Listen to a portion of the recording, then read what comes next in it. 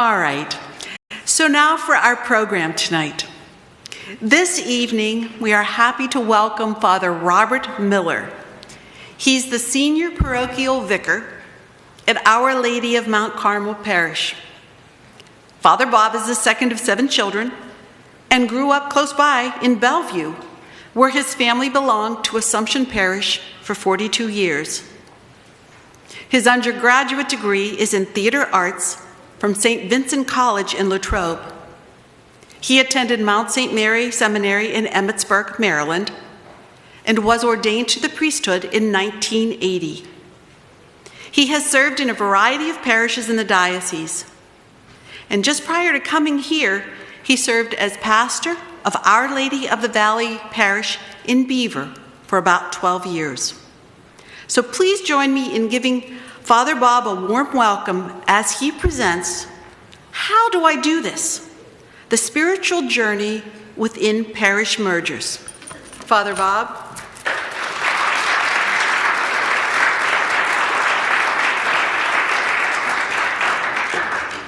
You're welcome. It's too much, but thank you. Hi, everyone. Hi. Just, honey, sorry, but I just have to correct 2 numbers there. 42 years is as long I've been a priest. My family's belonged to Assumption since, 1955, so I was 2 years old when we moved from the north side to Assumption. So very, very happy to be here tonight and honored to have been asked to do this presentation. Even before I really get into the topic, just a couple more things I want you to know about me, so you don't wonder why I do some strange things.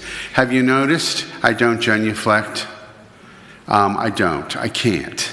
So I just, I had both knees replaced in 2016, and prior to that, I can't remember what year it was, I had a bunion surgery, which I don't recommend to anybody, and that went bad, and so as a result, I won't bore you with all the details, but my right foot, the big toe on my right foot really is kind of useless, so that's why I kind of walk strangely, and I can only do something like a genuflect if I'm near something really, really strong and steady like that banister. But I mean, there's no theological thing behind why I can't genuflect. That's why I do deep bows. Okay, just so everybody knows that. All righty. There's something else I wanted to tell you, but I can't remember now. It mustn't have been important. But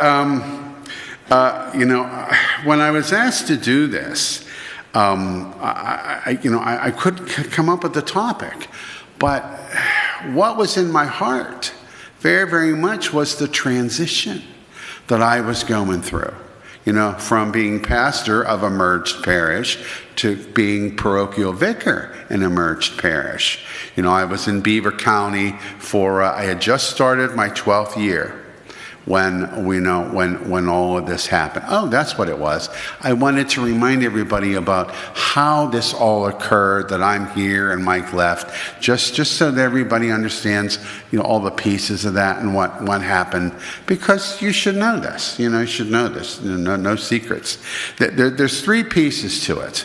Number 1 was me, I guess. I had been struggling with whether or not it was time for me to leave Our Lady of the Valley. Again, I had been there 7 years just as pastor of St. Peter and Paul alone. And then 2 years I was administrator of the merger. And then 2 more years I was pastor of the newly named Our Lady of the Valley Parish. So, it was a long time. And so I was struggling with that. And so I had eventually came to peace about the realization that what I should do then, even though I knew I needed to get out, just hang in till I was 70, till next summer when I turned 70, and then that would be a very logical moment for me to go. So God bless the dear bishop. He was very patient and understanding with all of my ins and outs and vacillations and all of that stuff. So that piece was happening. Meanwhile, what else is happening is that Father Howard Campbell, wonderful priest, who was our vicar for clergy, director of clergy personnel, needed to get out of that position. He had been the regional vicar for a number of years, and then he got, well, if you could call it a promotion, to the clergy office. So, and he needed to get out of that work and get back to a parish. And then at the same time, all that was happening was things were stirring up down in Washington County, and they needed somebody there to come in and help down there. And Michael Zavich, since he's from Greene County, it was just a very logical pick that he would be there. So it just kind of all happened. I wasn't going to leave Beaver till next summer, but Father Campbell, they needed to get him out of the clergy office, so he came to Beaver, I came here, then Michael went to Washington. So that's kind of how it was, like 3 pieces here that went into that. But hopefully everybody is in the right place now, and no reason why we all shouldn't be very happy. So, I'm working through that, and I'm praying through that, and kind of, healing, from the experience there and the departure. And so it just seemed to me to make a whole lot of sense. Then since you've gone through the merger, and that I've gone through a merger, that maybe what I could do would be offer you some perspective about what going through a merger looks like through the life, the heart, the prayer life of a priest. Look at it from another angle. So, I hope you're going to like what I have to say, but what I'm telling you tonight is really my experience. Any other priest could get up here and tell you their experience, and it would look very, very different from mine, no doubt. But, this is just me. This is just Miller, okay? When I got here on December 1st, it's kind of neat. I don't know who's from what parish originally, I don't know who's from Teresa's, who's from Incarnation, who's from Sebastian, who's from Athanasius. I don't know any of that. To me, everybody's from Our Lady of Mount Carmel, which is kind of a wonderful thing for me to be in, Now, I have some of my own history, that involve your parishes, probably Incarnation more than the others, just because of my friends, so many friends from high school. But, but I can't be part of your past. I can't, I'll never share your past. I can only be part of your present and part of your future. So, that kind of puts me maybe in a unique place. But, I'm going to be honest and tell you about my experience with the church alive. And at first, it was not good. At the beginning, I was quite opposed to this. I wanted a different model than the one that we eventually chose and used. One point, all the priests were asked to submit a wish list about where we thought we would work best and what we would like to do. Well, I asked to not be a pastor, and I wanted to return to the city. So what happened? It was going to happen on mission whether I wanted it or not. Number 2, I was certainly not in the majority view of which model was chosen, and I was going to be administrator and then pastor of this new parish, and I was still in Beaver County. 0 for 4 on that. 0 for 4. So I was faced with a choice. My choice was I wasn't changed. So I had to change. I had to change myself, but how? Well, I had 2 choices. I had to learn to accept and support the vision of the bishop and get on board with that, or I could choose to be part of the opposition and become still another angry, bitter priest, full of passive-aggressive tendencies. And I have learned through lots of experiences of humility, I have learned through my life that just because I have an opinion does not mean necessarily that my opinion is correct. I have learned that. So the question was, even though I disagreed with a bishop on some of this stuff, could I trust him and go along with him? Trust him enough to go along with it, even if I couldn't be on board with it 100% myself. Well, my answer was yes, and here's why. 2 reasons, basically. March 17th, 1992, I went into the clergy, had an appointment to go to the clergy office and to meet with the clergy personnel director at the time, who happened to be Father David Zubik. Now, at this point, after I had been, 5 years, I was in my 5th year of Quigley. I was the chaplain and religion instructor at Quigley Catholic High School. Sadly, no longer exists in Beaver County. And I was also the chaplain to the Sisters of St. Joseph and to their grade school, Mount Gallitzin Academy. It was really, at that point, the happiest I had been in my life as a priest. I loved that assignment. But it still wasn't working. Priesthood was not working for me. And that's another talk for another time. But I'm still here. See, I made it. And, so I went in to see David, to talk to him about taking a leave of absence, which for a priest is really it's the front door, to leaving the priesthood. And after he listened to me, after he listened to everything I had to say, I will never forget it. He said to me, Bob, he said, if I really believed that this was right, I would support you 100%. And he said to me, had you ever thought about taking a sabbatical? That thought never occurred to me in a million years. And within a day, the sabbatical was arranged. Boom, boom, boom, boom, boom. At the end of the sabbatical time, I made the 30-day silent spiritual exercises of St. Ignatius, and it truly, truly changed my life and brought me back to the priesthood. So do I trust David Zubik?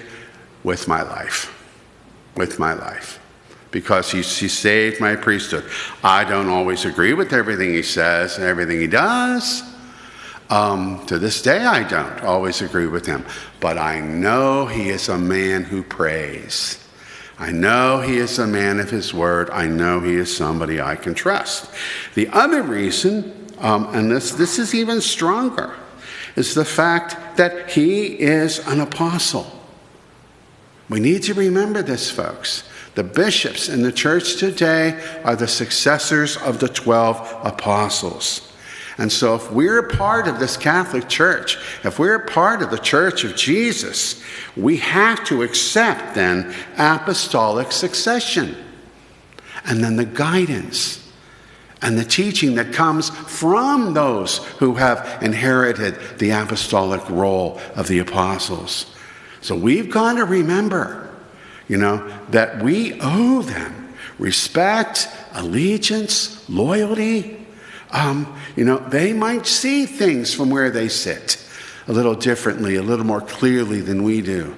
I have a sense, that bishops get a little bit more inspiration from God than the ordinary, average, schmucky parish priest. That's why they're bishops. That's why they have that role. So, like it or not, want it or not, I had to get myself on board to be part of the direction that the diocese was going. Hence, my title for tonight's program. I frequently then had to turn to God and to dear St. Joseph, who became a very important friend of mine after my years with the sisters, and I would frequently say out loud, sometimes gently, sometimes angrily, sometimes in desperation, how do I do this? How do I do this? This merger thing. Because it seems so strange, so foreign, so unnatural. So as I began then to do it, it became for me then not just a procedural, systematic, problem-solving kind of thing. It really, really became a spiritual journey. Because remember, as I said, that there was another choice to be made. That I could have chosen to, quit altogether, which, sadly many people have done, but to kind of stay and be part of the opposition.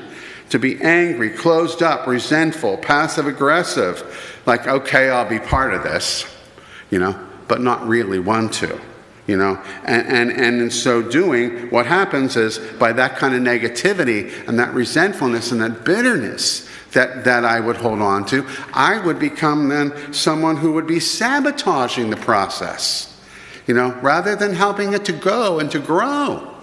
And all the time, holding my hands in prayer, and trying to look like I'm holy, I would be walking around in that bitterness. And how can we love Jesus when our hearts are full of bitterness, So that was not a choice I could make. So, limited as I am, struggling as I was, overwhelmed by it all, as I was, I, Robert James, had to make peace with the pastor and the administrator role and try to go forward, constantly asking, Lord, how do I do this?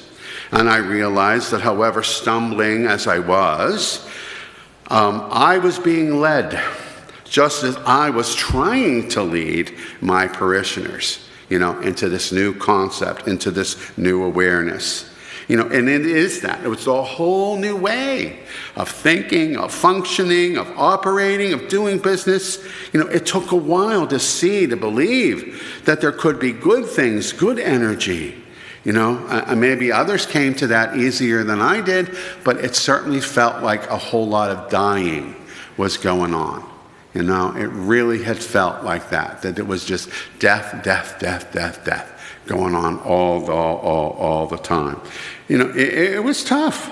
I felt the pain. I felt their pain. I felt my pain. I remember what I felt like when North Catholic moved from the north side to Cranberry. My grade school closed at Assumption. As a member of the personnel board, I had to vote on the closure of so many parishes, including Assumption of the Blessed Virgin Mary of the Beautiful River, in Bellevue, my spiritual home since I was 2. I had to be on that, on the voting for that, to stop that. This was all painful. And certainly, even my Beaver parish, St. Peter and Paul, was started in the 1830s. Long before there was ever such a thing as Diocese of Pittsburgh. We were all one time Philadelphia. Did you know that? We were all one time part of the Archdiocese of Philadelphia. You kind of let go of that. And you see, and of course we know this so well, that we Pittsburghers and everybody from Western Pennsylvania, we have this, and I use the word carefully, charming. We have this charming tendency, to look backwards and to remember with longing and love, the way things used to be, the way life was. How about that Isley's on the main street in Westview? How about that? The first time I went in there, oh my God, it's 1965. It's fun. It's so neat. But that's kind of who we are. In Western Pennsylvania, that's a big part of us, of what we're like and what we're about. And the only bad thing about that is that looking backwards so much on what used to be, we kind of get stuck, in terms of moving forward. But I learned a number of important things on the way too, as I went along. I don't know what that note is. Bishop Zubik had made really good choices.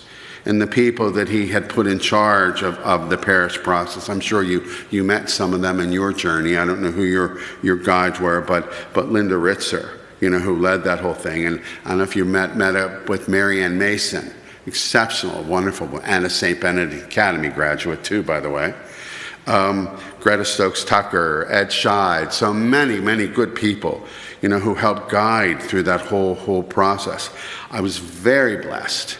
I had a seminarian who was sent for his pastoral year and then ended up living with me then during the COVID thing, since the seminary was closed. And he's a priest now by the name of Father Joseph Husar. He's down in where is he? Charleroi de Nora. That down on Route 70, that area. But Joe was somebody who, he had none of the troubles that I had about merging and closing and, any of this stuff. He was 100% for it, and he also had exceptional organizational and managerial skills for somebody so young. He was a huge help to me.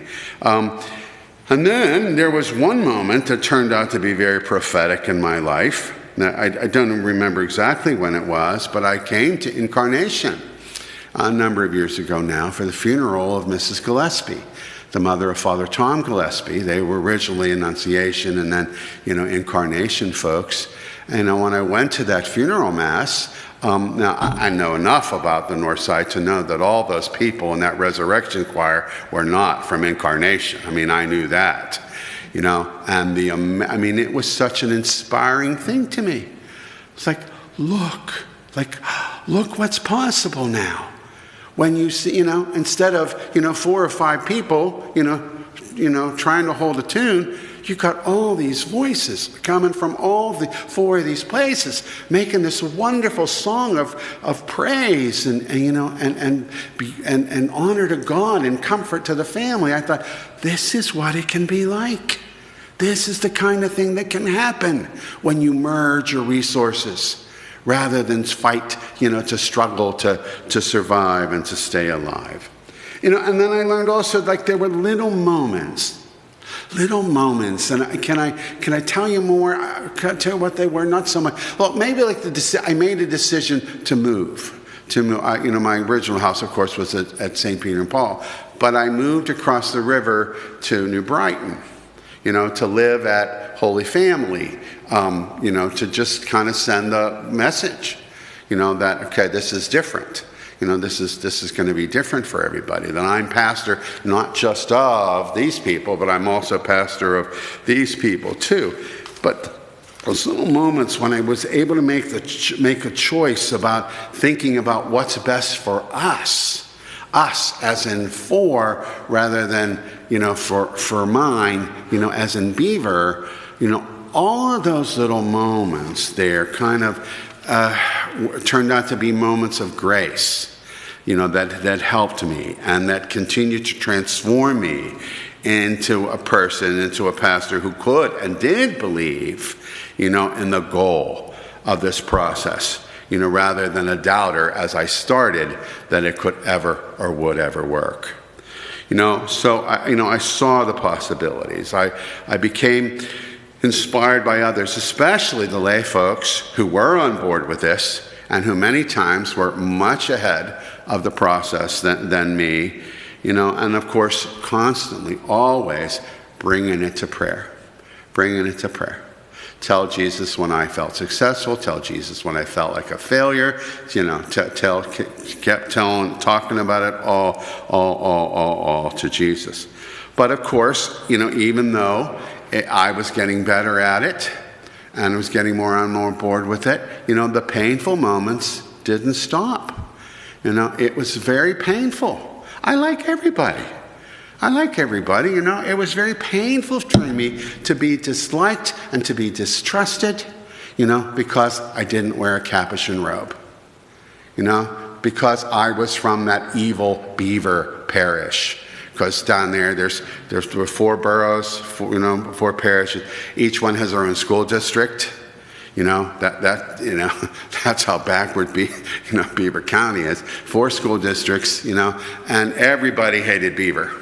Beaver was Cake Town. The Beaver were the cake eaters, and everybody hated Beaver. And I was from Beaver, and it was tough. It was very, very tough. I mean, those town hall meetings. Remember that, Joy? Oh my heavens! There was one lady went at me, and what made it worse was that one of the priests let me. I was put right under the bus, and he let me stay there. That was very, very painful, very painful. I, survived it, but, people who just, well, I said that about disliked me because I was from Beaver, but, there were people who liked me, who were nice to me, but they always treated me as a guest. I was always a guest in their parish. And that was the other thing. So many of the folks from New Brighton, Rochester, and Freedom always referred to St. Peter and Paul and Beaver as your parish. That was always your parish, Father. What are you doing over at your parish? Like, well, hello. Like I got these other three that are also my parishes, but, they just, they didn't trust. They didn't trust me. So I mean, that kind of stuff, it was just so painful, to be disliked, not for anything I did or did not do, but just, because I was from the wrong side of the river. It stung. It really did sting. But, that happens. People are like that. We are all imperfect people.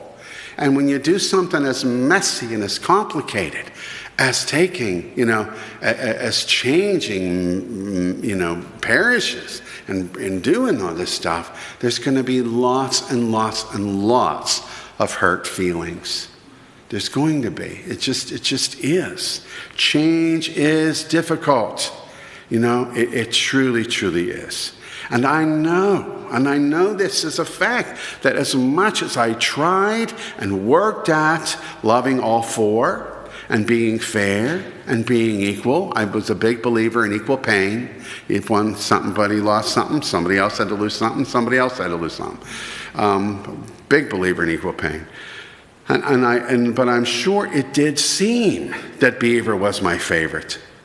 Probably much more often than I could ever really see or admit. But there's going to be tensions. There's going to be difficulties. Like you have it in any family, don't you? All families have issues. All families have stuff. And you got more than one kid.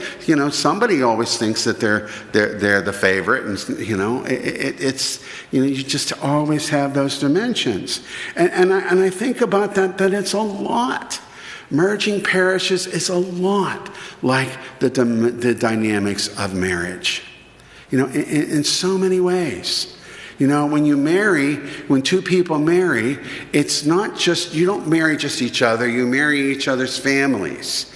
You marry each other's traditions. You marry each other's blessings, and you marry each other's idiosyncrasies. I mean, all of it becomes part of the new thing, this new thing of a family, and there's just no way around that. It brings blessings, but it also brings complications because you're now bound to these people through marriage. You're connected to them forever. And as difficult as it can be sometimes, it always works out in the end as a blessing.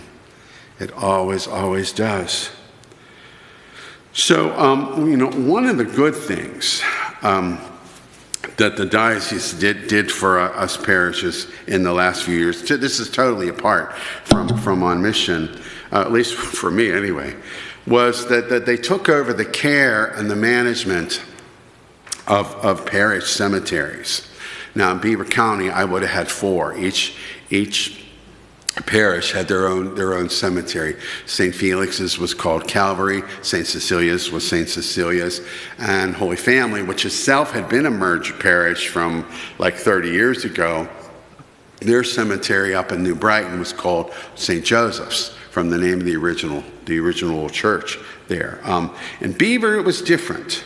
St. Peter and Paul had responsibility for the old cemetery, but it wasn't named for Peter and Paul. It was called Dougherty Cemetery. And up in Beaver County, there's a place called Dougherty Township.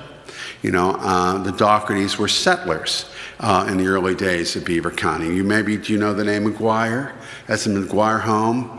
You ever contact with McGuire, that wonderful place, where they take care of children and young adults with exceptional needs? Well, the name McGuire comes from the people that owned that land, the family that donated the land to McGuire Home. The McGuires, the Doughertys, other names like that were the original Catholic settlers, in Beaver County. And that cemetery, in fact, that Beaver was responsible for, and a lot of the Doughertys and the McGuires, and those old original settlers were buried in there. But, it dawned on me. It dawned on me, trudging through this process of merging, that that's what was going on. That's who, my 4 parishes, my new parish, that's kind of what we were. It's kind of what you are, the pioneers, doing something that's brand new, doing something that nobody's done before, going into uncharted territories. And despite what it looks like on, reruns of Wagon Train and, Little House on the Prairie, that was not pretty. None of that was really easy or pretty, nor is being a pioneer of the church. Those early Catholic ancestors in Western Pennsylvania, they faced a lot of opposition. They faced a lot of anti-Catholicism in Western Pennsylvania, and somehow they built it and they worked it, and when our ancestors came into the city, from wherever they came from, there was a lot of that. A lot of my grandmother lived on, down in Manchester originally, and she told stories about when she was a girl about cross burnings and seeing signs about mix need not apply for work, and there was a lot of anti-Catholicism here in Pittsburgh. There was a mayor in Pittsburgh, I think his name was Baker, that ran on an anti-Catholic ticket. I think you could probably look that up, and then I'm pretty sure that Barker was his name. I'm pretty sure. But anyway, but I mean, our ancestors, they had to work through a lot, to build the church here in Pittsburgh. They really did. And so, what we inherited from them,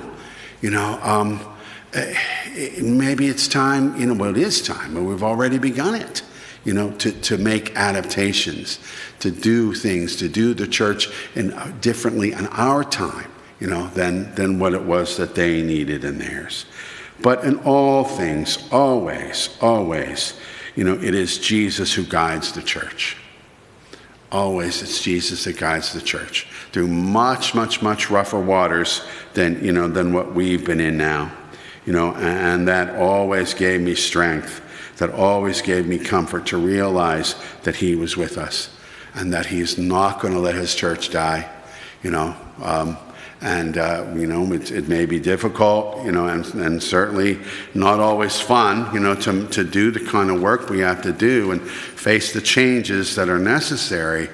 But if our hearts and our minds are focused on Jesus, we're always going to find the ability, the grace to do it. I did.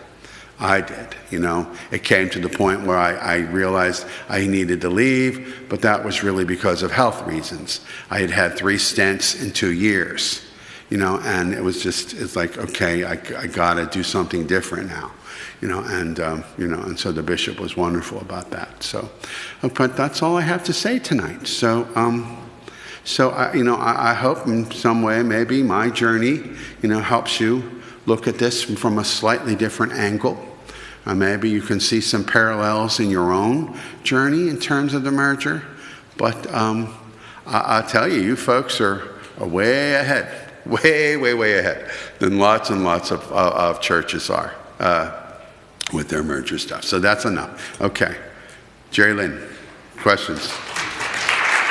Thank you. Father Bob has agreed to take a few questions if anyone has any for him. Does anybody have any questions?